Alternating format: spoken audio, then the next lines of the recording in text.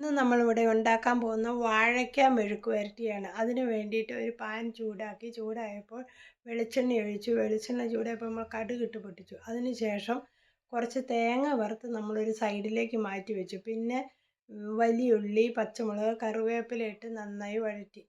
ഉപ്പിട്ടു, മഞ്ഞളിട്ടു. നമ്മൾ നന്നായി വഴറ്റിയ ശേഷം നമ്മൾ അരിഞ്ഞു വെച്ചിരിക്കുന്ന വാഴയ്ക്ക ഇതിനകത്തേക്ക് ഇട്ടു.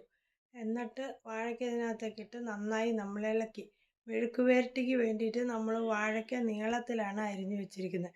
അത് കഴിഞ്ഞിട്ട് നമ്മൾ മൂടി വെച്ച് കുറച്ച് നേരം വേവിച്ചു. പിന്നെ ഒരു സ്വല്പം വെള്ളം ഒഴിച്ചു. വെള്ളം തളിച്ചാലും മതി. എന്നിട്ട് നമ്മൾ വീണ്ടും മൂടി വെച്ചു. പിന്നെ അപ്പോൾ മൂടൽ തുറന്നപ്പോൾ ഈ വാഴയ്ക്ക മെഴുക്ക് പുരട്ടി റെഡിയായി. അത് ഇളക്കി ലാസ്റ്റ് കുറച്ച് പച്ച വെളിച്ചെണ്ണ ഒഴിച്ച് വാങ്ങി വെച്ചു. ഈ റെസിപ്പി നിങ്ങൾക്ക് ഇഷ്ടപ്പെട്ടാൽ ലൈക്ക് ചെയ്യാനും കമൻറ്റ് ചെയ്യാനും മറക്കരുത്. ഇങ്ങനെയാണോ നിങ്ങൾ വാഴയ്ക്ക മെഴുക്ക് പുരട്ടി ഉണ്ടാക്കുന്നത്? Thanks for watching. ഇത് നിങ്ങൾക്ക് ഇഷ്ടപ്പെട്ടു എന്ന് കരുതുന്നു.